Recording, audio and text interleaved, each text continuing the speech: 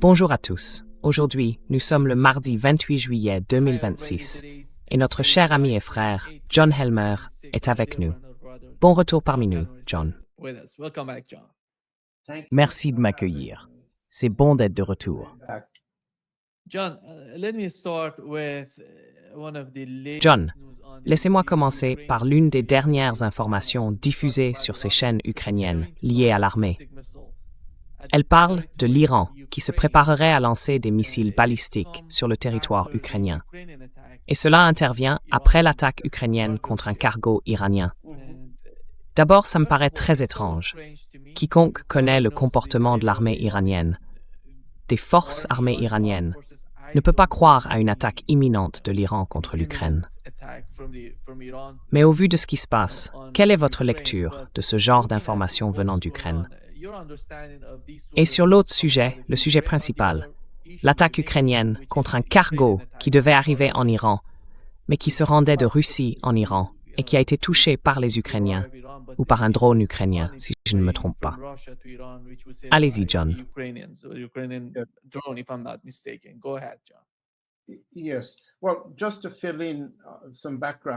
Oui.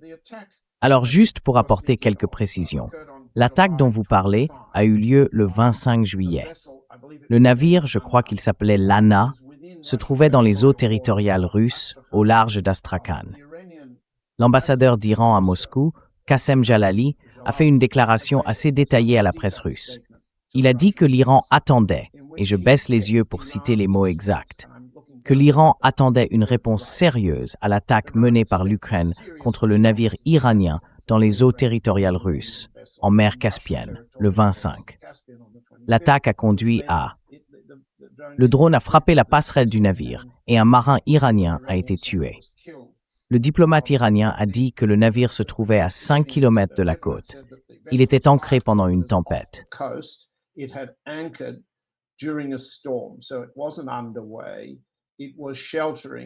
Donc, il n'était pas en route. Il était au mouillage, à l'abri, dans les eaux territoriales. Et c'est ce qui s'est passé. Ce n'est pas la première fois que les Ukrainiens frappent des cibles en mer Caspienne. Ils affirment aussi avoir utilisé des drones pour attaquer des plateformes russes de production pétrolière dans la zone russe de la mer Caspienne. Ce n'est donc pas une première que des drones ukrainiens attaquent en mer Caspienne. En revanche, c'est la première fois qu'ils attaquent un navire iranien qui faisait la liaison entre Astrakhan et la côte iranienne. Et cela intervient à un moment clé. Nous y reviendrons dans une minute. Mais prétendre que l'Iran va riposter, c'est ne pas comprendre du tout ce qu'ont dit la partie iranienne et la partie russe.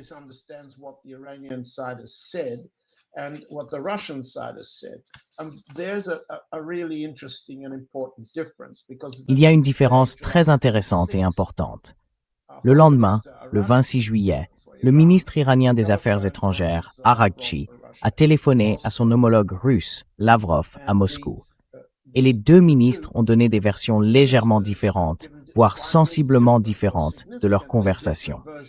Gardez bien à l'esprit ce que je dis ici. La partie iranienne s'attend à ce que la partie russe exerce des représailles.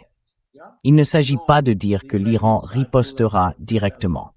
Dans le communiqué russe, Lavrov dit seulement qu'il a exprimé ses sincères condoléances à la suite de la mort d'un marin iranien lors de l'attaque du 25 juillet contre un cargo appartenant à l'Iran, l'Ana, qui avait quitté Astrakhan avec une cargaison civile.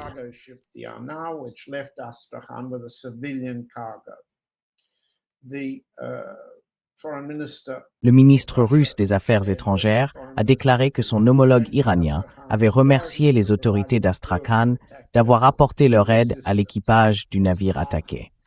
La partie iranienne a présenté une version très différente. D'un côté, dans un message publié sur X, Araghchi a déclaré, je cite, « Zelensky a attaqué un navire commercial iranien, tuant un marin. C'est une violation flagrante de la Charte des Nations Unies, commise à la demande d'Israël pour entraîner l'Europe dans sa guerre. » Disons que c'est une façon étrange de présenter ce qui s'est passé. Puis, lors d'appels avec la représentante de l'Union européenne, Kallas, et avec Lavrov, Araghchi a clairement indiqué que ce qu'a fait le profiteur de Kiev, c'est-à-dire Zelensky, ne pouvait pas rester sans réponse.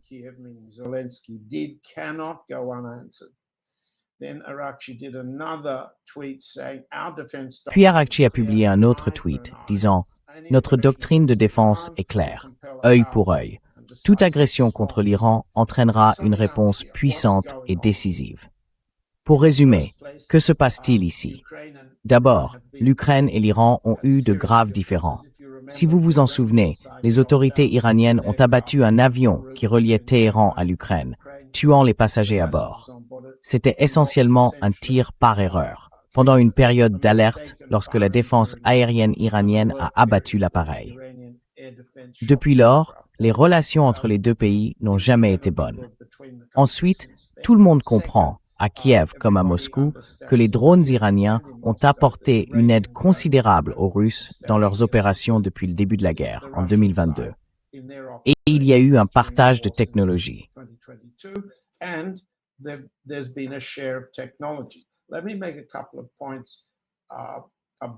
Permettez-moi de faire quelques remarques sur la nature de l'aide russe.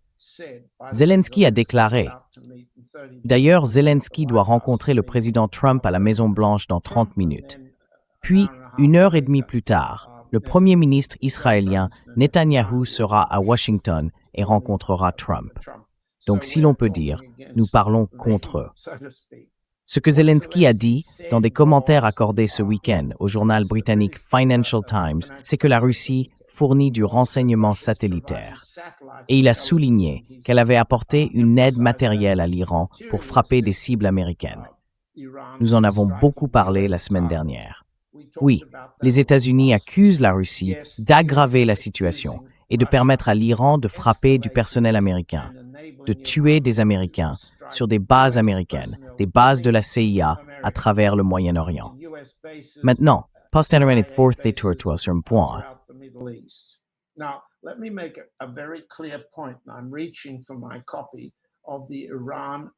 Je prends mon exemplaire du pacte Iran-Russie, qui a été signé en janvier 2025.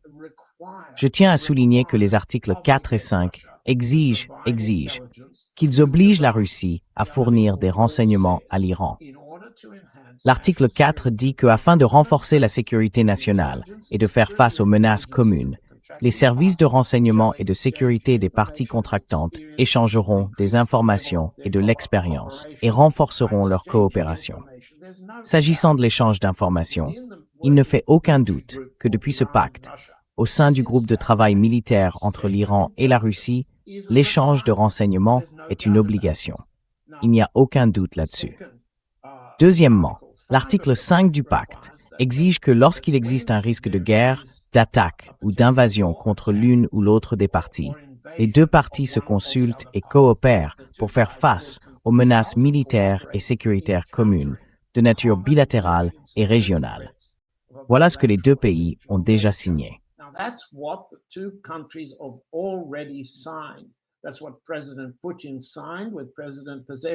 C'est ce que le président Poutine a signé avec le président Pezeshkian il y a presque 1 an et demi. Il n'y a donc aucun doute là-dessus. En revanche, lorsque Rubio a rencontré Lavrov, et nous en avons longuement parlé la semaine dernière, il était clair que Rubio avait transmis l'avertissement de Trump. La Russie ne devait pas aider l'Iran à cibler et à tuer des Américains. Lavrov a répondu, nous en avons aussi longuement parlé la semaine dernière, que les États-Unis aident les attaques de drones ukrainiennes contre des civils russes ainsi que contre des cibles militaires russes. Et que si les États-Unis continuent, la Russie continuera. Cela ressemblait clairement à un cas où Lavrov assurait à Rubio « Vous escaladez contre nous, nous escaladerons contre vous. Vous tuez les nôtres, nous tuerons les vôtres. » Cela n'a sans doute pas été dit de façon aussi crue lors de la rencontre entre Rubio et Lavrov. Depuis, Lavrov semble avoir atténué la dureté de cette riposte.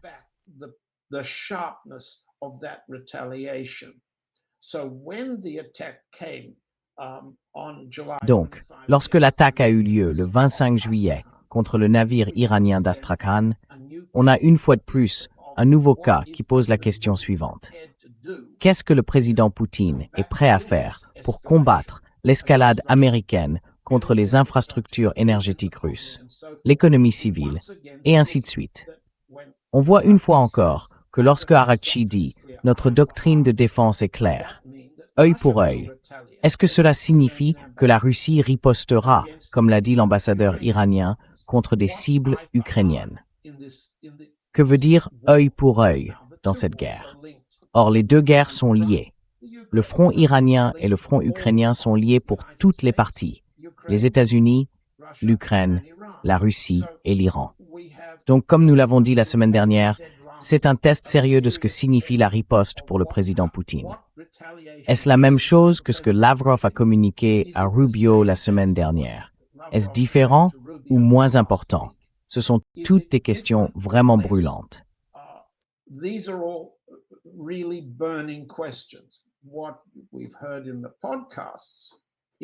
Ce que nous avons entendu dans les podcasts, c'est que la Russie a clairement intensifié ses attaques contre Odessa. Elle essaie de couper la mer Noire comme point d'acheminement des cargaisons ukrainiennes et comme voie de sortie pour les exportations ukrainiennes.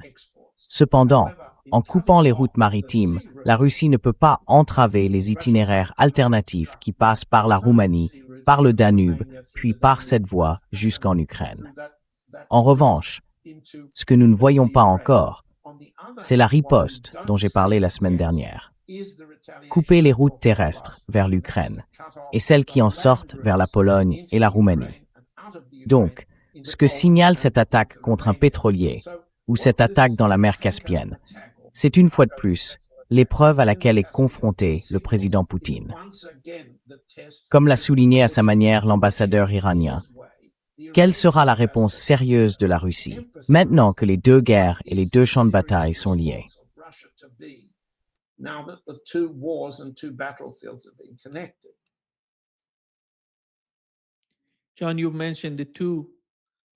John, vous avez mentionné les deux premiers ministres d'Israël et Zelensky. Tous deux vont rencontrer Donald Trump aujourd'hui. Comment voyez-vous ces deux guerres dans leur ensemble? Allons-nous assister à la poursuite de la guerre d'une manière telle que les deux conflits pourraient, d'une certaine façon, se rejoindre, comme Zelensky essaye de le faire? Je ne sais pas si vous percevez une sorte de volonté de la part de Zelensky d'aller dans ce sens, parce que cela l'aiderait énormément s'il convainquait les États-Unis. Vous pouvez nous aider. Nous pouvons attaquer tous ces convois de la Russie vers l'Iran. Cela pourrait constituer une forme de coopération entre les deux. Et est-ce que ce serait une option viable pour Donald Trump? Je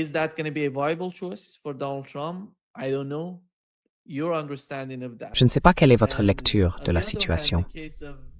D'un autre côté, le cas de Benjamin Netanyahou est, à mon avis, plus délicat. Et avec le temps, vous savez, la question de l'Asie occidentale devient de plus en plus complexe. Nous avons un nouveau blocus de l'Arabie saoudite, le détroit est fermé, Bab el-Mandeb est soumis à une pression énorme venant du Yémen. Et les États-Unis, semble-t-il, au vu de ce que nous avons observé jusqu'ici, Donald Trump ne paraît pas très disposé à poursuivre la guerre, parce que leurs attaques dans le sud et l'ouest de l'Iran n'ont pas obtenu beaucoup de résultats.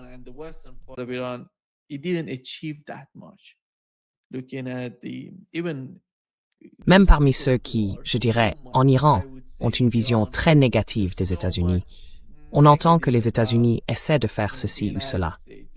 Mais même en tenant compte de ces arguments, on ne voit pas tant de points stratégiques frappés par les États-Unis dans le sud et l'ouest de l'Iran. Ils ne ressentent pas une pression si forte. D'une certaine manière, avec le temps, ils ont le sentiment de dominer l'escalade. Ils n'ont pas besoin de se précipiter pour attaquer ou, vous savez, passer à l'offensive. Ils restent simplement en retrait et observent ce que font les États-Unis pour ensuite réagir. Comment l'interprétez-vous?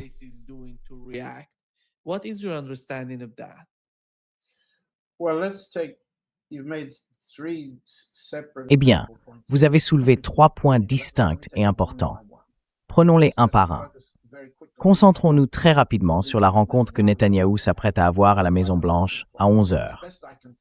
D'après ce que je peux en dire, il y arrive dans ce qu'Axios, le média israélien basé à Washington, qualifie de Bibi affaibli, arrive pour son moment avec Trump. Je cite le texte. Axios est un porte-voix de la propagande israélienne, publié à Washington comme un média américain et soutenu par Trump, avec un journaliste israélien nommé Barak Ravid. Ravid a été informé, par plusieurs sources israéliennes différentes, que Netanyahou a besoin de cette rencontre pour obtenir que Trump le soutienne en vue de l'élection d'octobre.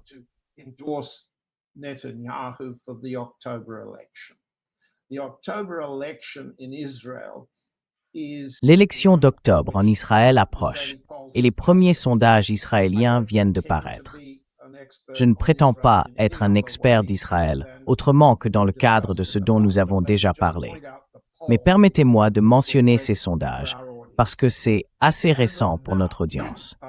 À l'heure actuelle, excusez-moi, Netanyahou est au coude à coude dans les préférences des électeurs israéliens pour le poste de Premier ministre, avec l'ancien chef d'état-major, Gadi Eisenkot. Ils recueillent tous les deux 38% d'avis favorables. Naftali Bennett, qui est un autre candidat, est nettement plus bas. Mais en Israël, le pouvoir des premiers ministres dépend du nombre de sièges de leur parti à la Knesset. Le parti d'Eisenkot, qui est nouveau, est crédité, selon les sondages, d'environ 23 sièges.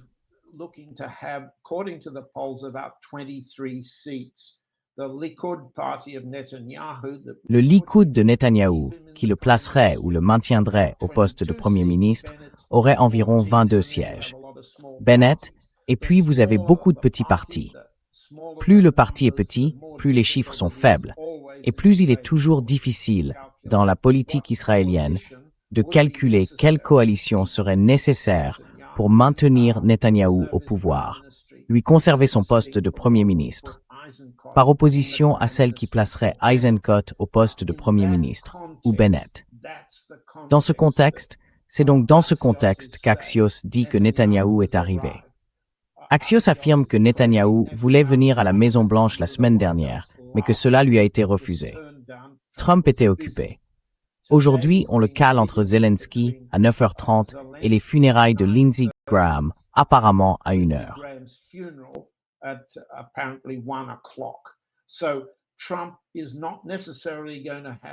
Trump n'aura donc pas forcément beaucoup d'occasions de s'exprimer devant la presse, ni avec Zelensky, ni avec Netanyahou.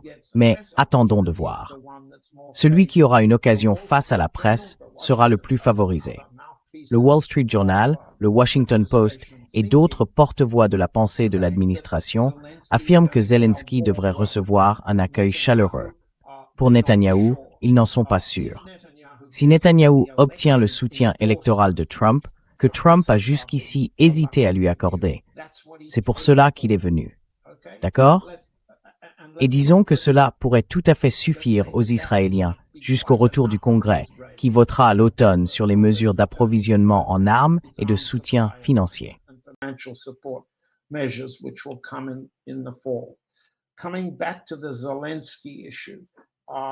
Pour revenir à la question de Zelensky et à votre question sur la manière dont les États-Unis perçoivent les deux guerres, il faut comprendre cela à travers le film à succès L'Odyssée, que certains membres de notre public ont peut-être vu et dont tout le monde a entendu parler. Ce film à succès représente en substance une interprétation mythique de la guerre, dans laquelle la soif de sang est une bonne chose si vous êtes le roi, si vous gagnez vos guerres et si les dieux sont de votre côté. En gros, c'est ainsi que Trump pense. Et c'est ce que montrent ses tweets publiés ce week-end. Il a diffusé une série de tweets où il se présente comme le roi du monde, le protecteur du monde, l'homme qui écrase l'Iran. Plusieurs tweets ont été publiés à quelques minutes d'intervalle. Il montre Trump avec ses poings sur l'Iran, provoquant des explosions, ses pieds posés sur l'un des bombardiers furtifs américains, et ainsi de suite.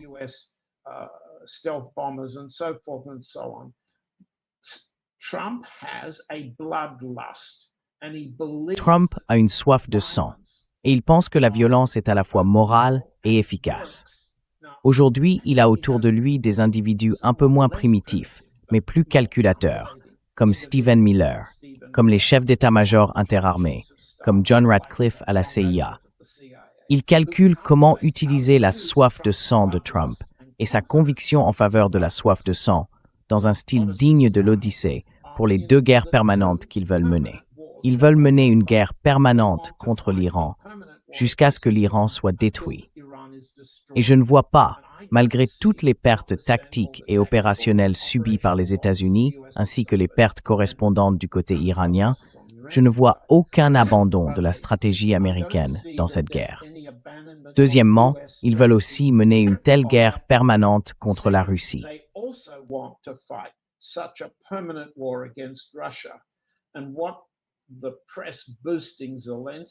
Et ce que pensent ceux de la presse, qui encensent à la fois Zelensky et Trump, c'est que Trump est désormais engagé dans une guerre permanente contre l'économie russe, pour la détruire. Or, il a bien signé, nous l'avons déjà dit, 2 documents. D'abord, l'accord du G7 à Évian, en France, durant la dernière semaine de juin, je crois. Cet accord engageait le G7, c'est-à-dire les grandes puissances européennes, plus le Canada et les États-Unis, à nuire durablement à l'économie russe. Cela a ensuite été répété dans la déclaration de l'OTAN à Ankara, que Trump a également signée, s'engageant là aussi dans une guerre permanente, à long terme, contre la Russie. Or, ce que nous disent les organes de propagande, de Londres à Francfort, Kiev, Washington et New York, c'est que Trump estime que l'escalade de la guerre des drones menée par Zelensky est du bon travail.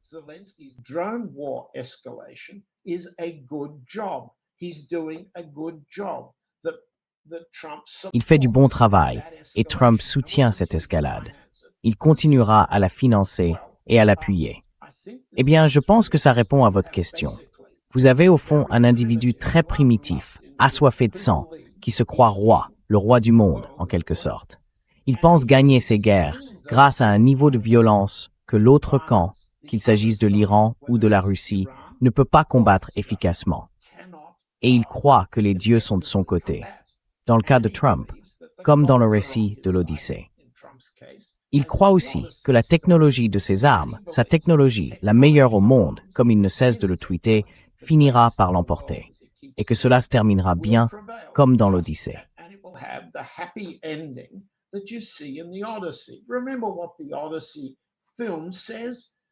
Vous vous souvenez de ce que raconte le film L'Odyssée?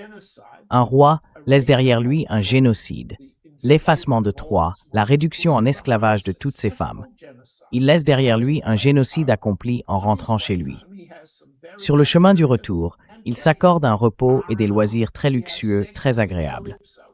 Il couche avec Calypso, l'une des plus belles femmes, sur le chemin du retour, et oublie son épouse qui l'attend, la reine Pénélope, à Ithaque. À Ithaque, il y a 108 oligarques. On les appelle les prétendants. Ils veulent prendre le pouvoir, mais ils ne peuvent pas le faire sans épouser la reine. Et ils ne peuvent pas le faire sans présumer qu'Ulysse est mort. Le fils d'Ulysse, Télémaque, est un garçon relativement faible.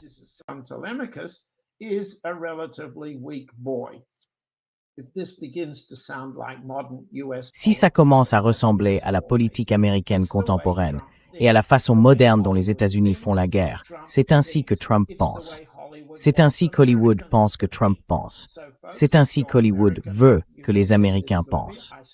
Alors, chers amis, si vous êtes Américain et que vous pouvez voir ce film, je vous conseille vivement de ne pas le faire.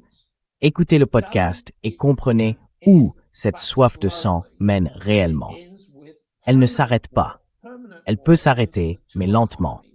Et elle se termine par une guerre permanente contre les 2 économies, les 2 peuples, les 2 dirigeants politiques.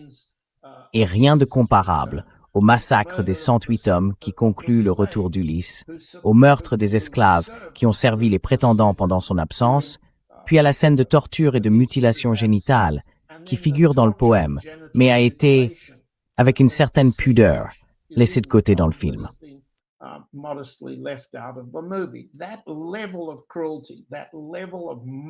Ce niveau de cruauté, ce niveau de violence moralement justifié.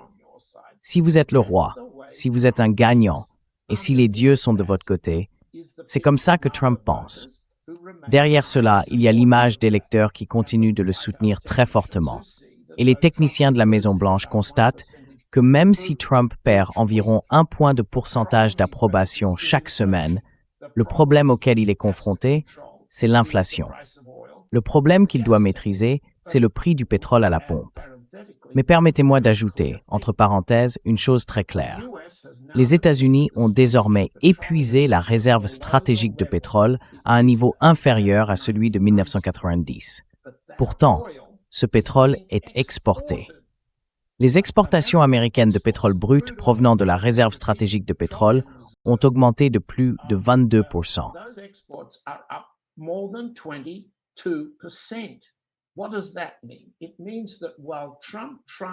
Qu'est-ce que ça veut dire? Ça veut dire que pendant que Trump essaie de faire baisser le prix du pétrole pour les électeurs, il assure en réalité des profits mirobolants aux compagnies pétrolières et aux intermédiaires grâce au pétrole public, celui de la réserve stratégique de pétrole. Donc il privilégie le profit aux voix. Il attise la soif de sang dans ses tweets, dans sa propagande, et je pense qu'il n'a aucune intention, de relâcher la pression, ni sur l'Iran, ni sur la Russie. Mais ces deux guerres permanentes coûtent très cher, n'est-ce pas? Alors, si vous me demandez comment Trump va financer ça, il nous l'a déjà montré. En Europe, il pousse les Européens à payer pour l'escalade de la guerre des drones ukrainiens contre la Russie. Il va faire exactement la même chose au Moyen-Orient.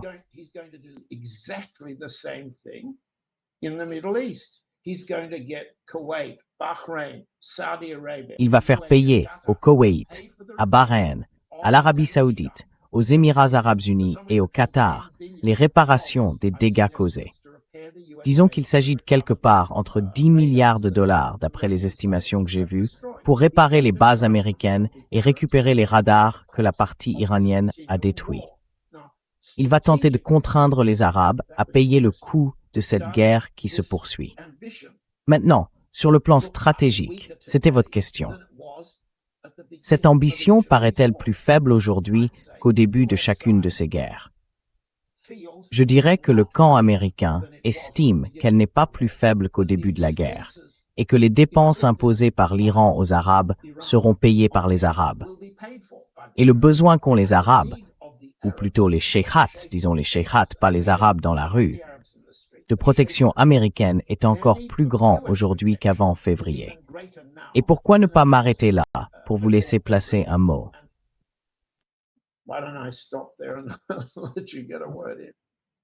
John, le Financial Times a rapporté que les Émirats arabes unis poursuivent une stratégie à deux volets. Rétablir leurs liens diplomatiques et économiques avec l'Iran, tout en renforçant simultanément leur coopération militaire et stratégique avec les États-Unis et Israël. L'objectif est de protéger leur économie et leur sécurité après des mois de conflit régional.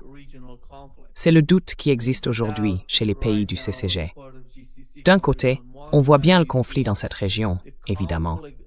Et il ne semble pas que si les États-Unis décident de poursuivre cette stratégie de représailles, cette sorte d'affrontement, les choses vont s'aggraver de sitôt.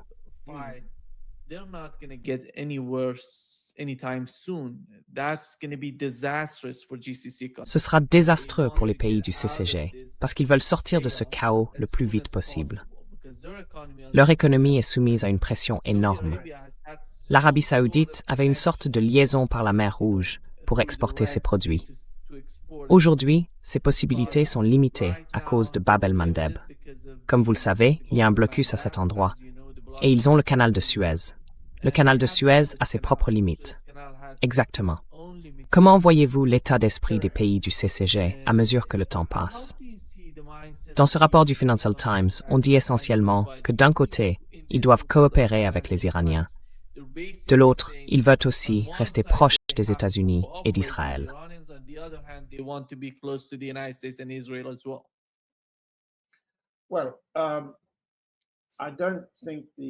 Eh bien, je ne pense pas que le Financial Times soit autre chose qu'une tribune qui met en avant une ambiguïté supposée dans la pensée des Émirats arabes unis, alors qu'elle n'existe pas. Sur le plan existentiel, l'Iran restera une menace pour les sheikhats et leurs familles dirigeantes. Cela ne peut pas être réglé par un accord diplomatique avec l'Iran. Je ne vois pas les familles perpétuellement nerveuses qui gouvernent l'Arabie saoudite, le Koweït, Bahreïn, les Émirats arabes unis, chacun des Émirats, et le Qatar. Ce sont des familles perpétuellement nerveuses qui exigent un maximum de répression de leur population, et un maximum de protection. La guerre a démontré la folie qu'il y avait à s'en remettre aux mesures de protection américaines existantes.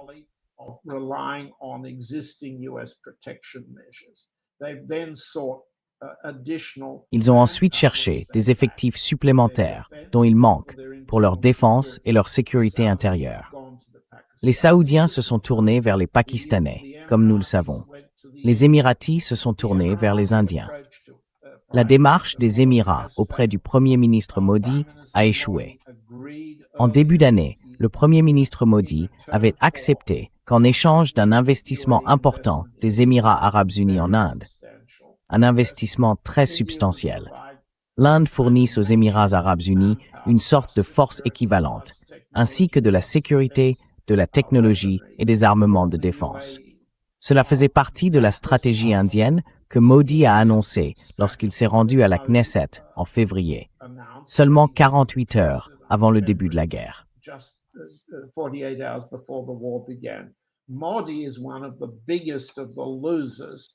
Modi est l'un des plus grands perdants de cette guerre. À certains égards, il l'est même davantage que les Émiratis, les Saoudiens et les Qataris. Pourquoi? Parce qu'il comptait sur une alliance entre l'Inde, Israël et les États-Unis pour vaincre l'Iran. Cela a été mis en échec. Il n'a pas les moyens financiers de tenir longtemps sans apport financier. Il lui reste un ennemi sérieux et stratégique, la Chine. Il lui reste aussi un ennemi sérieux, le Pakistan. Il a des problèmes à long terme. Les Émiratis peuvent jouer la montre. Ils ne peuvent plus compter sur l'Inde. Modi leur a dit, et c'est public en Inde, qu'il n'y aurait pas de main-d'œuvre indienne tant que les Émirats arabes unis n'auront pas réglé leurs différends avec l'Iran et mis fin à la guerre.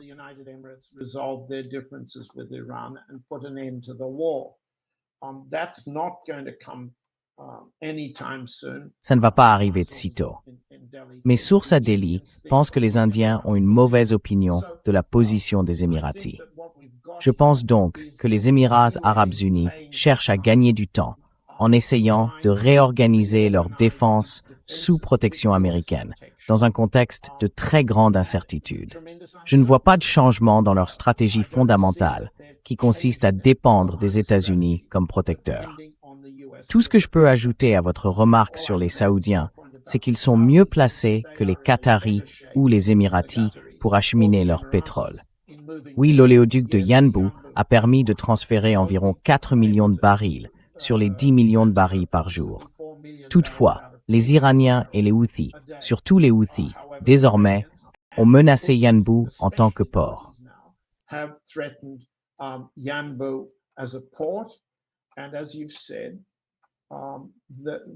Et comme vous l'avez dit, le blocus de Bab el-Mandab s'applique aux pétroliers qui entrent en Arabie saoudite ou en sortent. En revanche, il ne s'applique pas aux pétroliers qui quittent l'Arabie saoudite à destination de l'Inde, de la Chine et de la Corée du Sud. Il y a donc une certaine ambiguïté et une certaine flexibilité dans le blocus Houthi. Mais oui, si les pétroliers remontent vers le nord, et s'ils sont assez petits, voilà ce qui peut se passer. En gros, les Saoudiens peuvent transporter le pétrole dans de très grands pétroliers, des VLCC qui ne passent pas ou ne peuvent pas passer par le canal de Suez. Ils peuvent décharger du côté égyptien de la mer Rouge. Ensuite, un pipeline d'environ 350 km traverse l'Égypte jusqu'à un port égyptien sur la Méditerranée, où le même navire peut récupérer le même pétrole de l'autre côté, en Méditerranée. Ou bien, les Saoudiens disent des tirs de Mohamed Nef plus petits.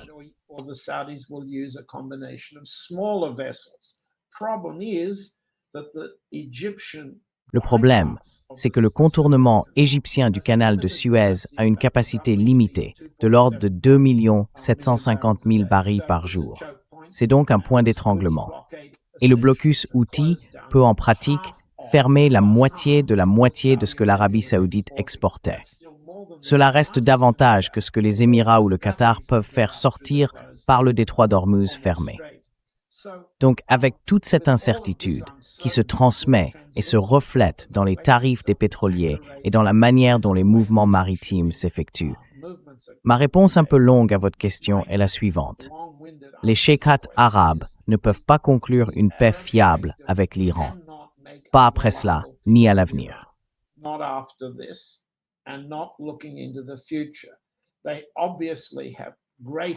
Ils ont évidemment de grandes incertitudes concernant les conditions de Trump.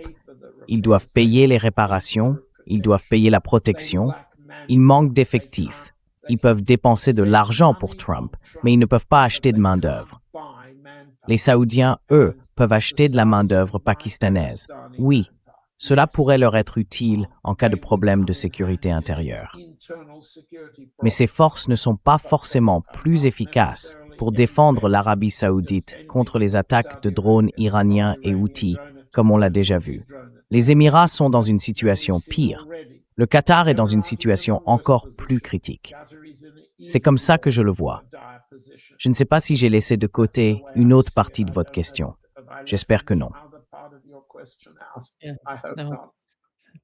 John, Wall Street Journal reported that Donald Trump John, has become le Wall Street Journal a rapporté que Donald Trump est devenu de plus en plus optimiste quant aux perspectives de l'Ukraine dans la guerre contre la Russie, après avoir dit à ses conseillers pendant plus d'un an que Kiev était en train de perdre la guerre.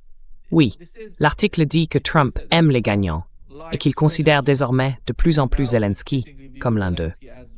En quel sens Zelensky est-il en train de gagner? Le blocus est nouveau. La Russie a instauré un blocus d'Odessa. Nous avons parlé d'Odessa, qui est si importante pour les Ukrainiens, non seulement pour importer et recevoir des armes ou tout ce qu'on envoie à l'Ukraine, mais aussi pour exporter les produits ukrainiens. C'est énorme. Je ne sais pas. Il ne semble pas qu'en Occident, on mesure ce qui se passe. Est-ce qu'ils comprennent les difficultés auxquelles l'Ukraine va être confrontée dans un avenir proche?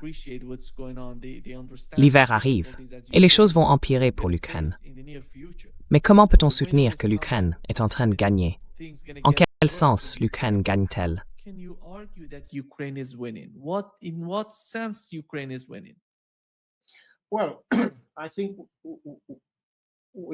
Eh bien, je pense, on peut décrire le péché. Nous ne sommes pas d'accord avec ça. Je suis d'accord avec votre analyse. Mais vous traitez l'Ukraine comme un pays peuplé d'êtres humains. Vous accordez de la valeur à la vie des Ukrainiens, une valeur que le président Zelensky ne lui accorde pas. Les alliés européens non plus. Le président des États-Unis non plus. Comme on vient de le décrire, l'Ukraine, pour le dire en termes homériques, ceux de l'Odyssée, les alliés autour de Zelensky et de Trump sont tout à fait disposés à ce que les Ukrainiens meurent au front. Ils sont tout à fait disposés à ce qu'ils fuient. Ils ne sont pas aussi contents, la Pologne ne l'est pas, d'accueillir sa grande diaspora ukrainienne, et ainsi de suite. Mais, fondamentalement, l'Ukraine est une plateforme de tir contre l'ennemi plus important. L'ennemi principal, l'ennemi stratégique pour les États-Unis et pour l'Europe, c'est la Russie.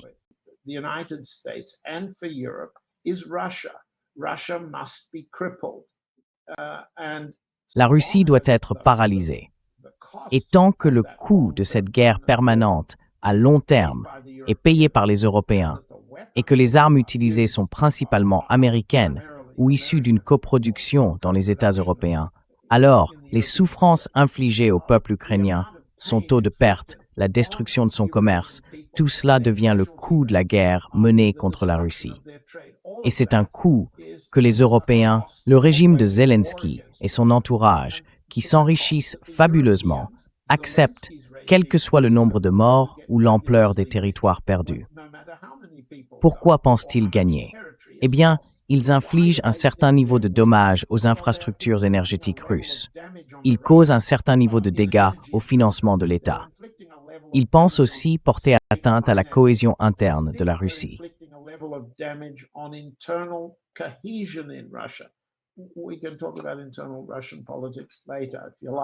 On pourra parler plus tard de la politique intérieure russe, si vous voulez. Mais eux considèrent que ce sont autant de victoires. Et du point de vue de la CIA, qui mène cette guerre contre la Russie depuis bien avant même la création de la CIA, depuis 1919, quand les premières troupes américaines ont débarqué sur le sol russe pour s'opposer aux bolcheviks. Elles ont débarqué en Extrême-Orient. Depuis lors, la politique américaine consiste à détruire la menace que représente la Russie, qu'elle soit communiste, chrétienne orthodoxe ou simplement une race, la race slave, pour l'Europe. C'est pour cela qu'ils se battent. C'est ce pourquoi ils se battent depuis plus de 100 ans maintenant. Donc, dans cette longue guerre, ils prévoient une guerre qui durera encore longtemps. Et peu importe jusqu'où l'armée russe avancera vers l'ouest, peu importe à quelle profondeur la zone démilitarisée que la Russie pourra créer s'étendra.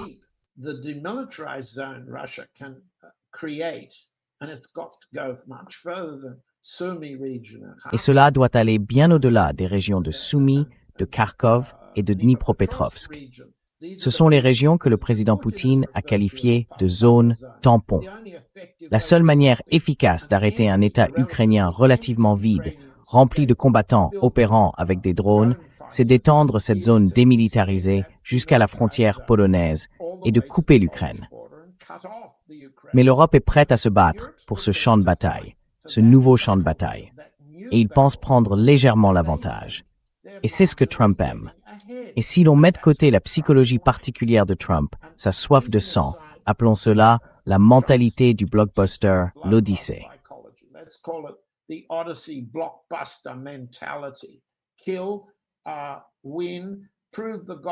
Tuer, gagner, prouver que les dieux sont de votre côté, prendre les femmes, etc., etc.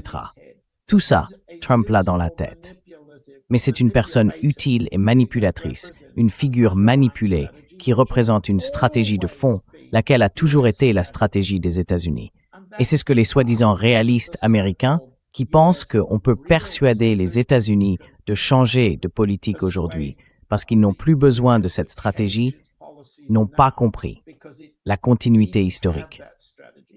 Il n'y a aucune différence entre les candidats démocrates à la présidence et les candidats républicains à la prochaine élection en 2028.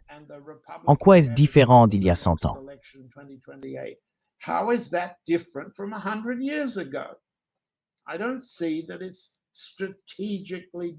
Je ne vois pas en quoi c'est stratégiquement différent. Mais votre question c'est, eh bien, n'est-il pas évident que les forces russes progressent vers l'ouest? N'est-il pas évident qu'elles avancent progressivement, qu'elles bloquent non seulement Odessa, mais qu'elles prennent tout Kherson, tout Zaporizhia? Elles en sont encore loin, mais elles sont proches d'y parvenir dans le Donetsk. Comment peut-on accepter cela? L'Ukraine perd tellement d'hommes chaque jour. Le bulletin du ministère russe de la Défense hier faisait état de 1450 hommes tués sur les fronts, dans les 5 directions du front ce jour-là. Les pertes ukrainiennes sont de loin supérieures aux pertes russes. Cela dit, les pertes russes restent importantes.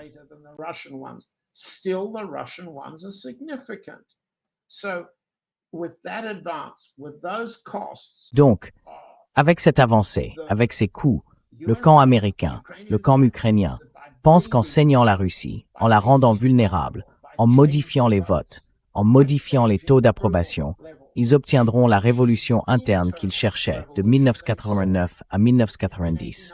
Et avant cela, dans les années 1930, et avant cela, pendant la guerre civile, et avant cela, en 1900.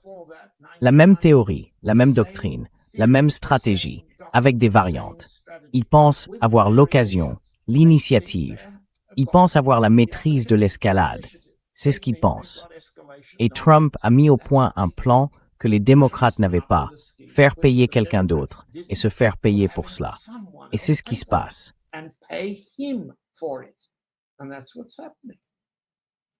Yeah.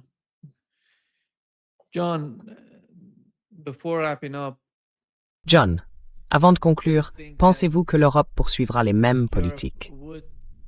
Ou bien que dans un avenir proche, certains changements politiques en Europe pourraient, d'une manière ou d'une autre, influencer le soutien européen à l'Ukraine et la poursuite de la guerre?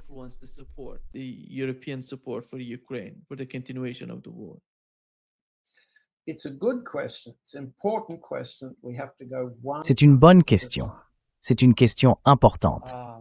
Il faut prendre les pays un par un. Le porte-parole de la théorie, selon laquelle les changements politiques au sein des grandes économies européennes et des grandes entités politiques européennes finiront par retrouver le sens des réalités, le bon sens, et par rétablir la relation avec la Russie.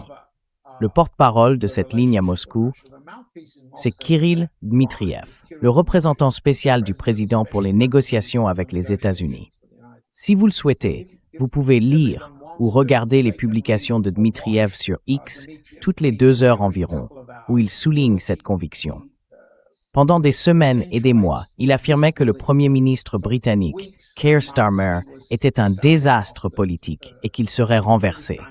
Eh bien oui, il a été écarté.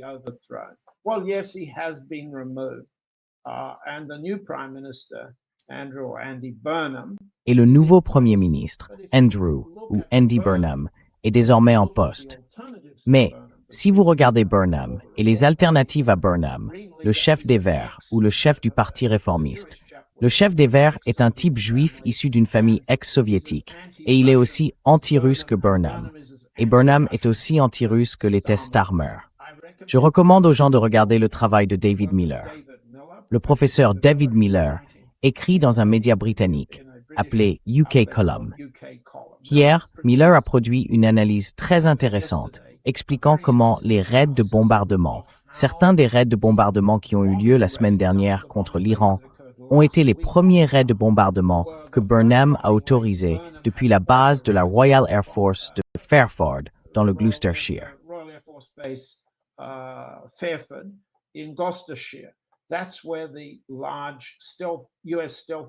C'est là que volent les grands bombardiers furtifs américains, des bombardiers équipés et armés pour le nucléaire.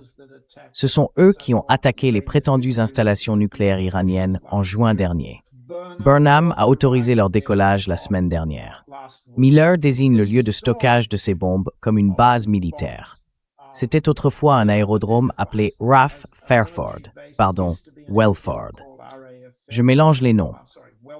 Une base dans le Berkshire, qui était autrefois un aérodrome, mais qui a été transformé en bunkers profonds, où sont stockés les missiles, les bombes et, à notre connaissance, des bombes nucléaires.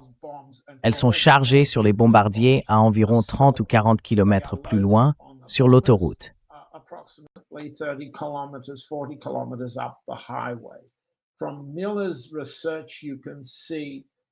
D'après les recherches de Miller, on voit qu'il n'y a pas de changement significatif dans le passage à la tête du Parti travailliste, de Starmer à Burnham. Y a-t-il une autre solution? Oui. On voit Dmitriev faire la promotion de ce qu'on appelle le Parti Réforme, ou le parti de Nigel Farage. Mais ce parti ne va pas accéder réellement au pouvoir en Grande-Bretagne. On peut passer à l'Allemagne, où Dmitriev et les vœux pieux russes. Et il y a beaucoup de podcasteurs américains, tout aussi prompts aux vœux pieux, pensent qu'une avance de l'AfD dans les sondages en Allemagne conduira l'AfD à prendre le pouvoir et à contrôler la chancellerie.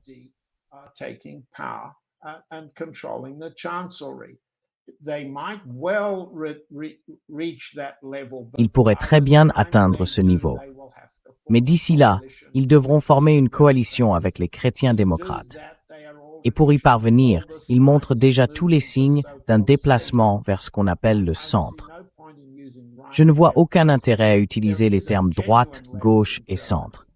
Il existe une vraie gauche en Allemagne, celle de Sarah Wagenknecht, mais elle recueille moins de voix, entre 5 et 10%.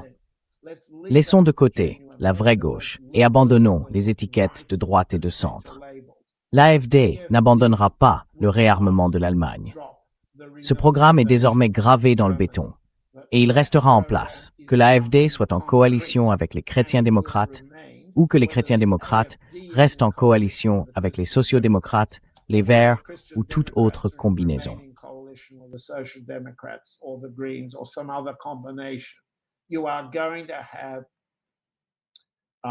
Vous allez avoir des coalitions brunes qui gouverneront l'Allemagne. Elles resteront attachées au réarmement, elles resteront attachées à la renazification. Et ces deux programmes dépendent d'une guerre permanente avec la Russie. Là, aucun changement. Des changements dans le vote du public, oui. Des changements de personnalité à la chancellerie, à Berlin, oui. Des changements dans la stratégie de fond en faveur d'une guerre permanente, non. Est-ce qu'on passe à la France? À l'Italie? Est-ce qu'on regarde la Grèce? La Suède? La Finlande? Où que l'on aille, et je ne peux pas prétendre, je suis correspondant en Russie, Je ne peux pas prétendre être un expert de chacune de ces sociologies politiques nationales.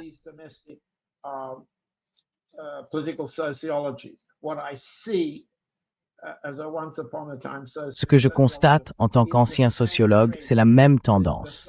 Les soi-disant pro-russes perdent de leur élan à mesure qu'ils se rapprochent du pouvoir. À mesure qu'ils s'en rapprochent, ils adoptent le consensus en faveur de la guerre contre la Russie. C'est aussi vrai pour le Rassemblement national à Paris, le soi-disant parti de Le Pen. Il est désormais dirigé par Bardella. Lui aussi adoptera ces politiques pour parvenir au pouvoir sur le plan intérieur. C'est la même chose au Royaume-Uni, en Allemagne, en Italie. C'est regrettable, mais mieux vaut regretter la réalité que de se bercer d'illusions et de rêver à ce qui n'arrivera pas.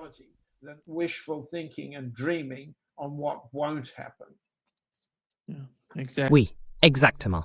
Exactement. Merci. Merci, John, d'être avec nous aujourd'hui. C'est toujours un grand plaisir. As always. Merci de m'avoir invité. J'ai hâte de revenir. Allons à la conclusion évidente. Rappelons que cette façon de penser est l'idéologie dominante qui émane de la Maison-Blanche. Et elle nous détruira tout plus vite qu'elle ne représente un quelconque retour à la civilisation et aux mœurs homériques. Ce n'est pas un retour. Ces mœurs, c'est la soif de sang. Ces mœurs et cette soif de sang alimentent les deux guerres dont nous avons parlé aujourd'hui. Et malheureusement, nous devrons aussi en parler la semaine prochaine.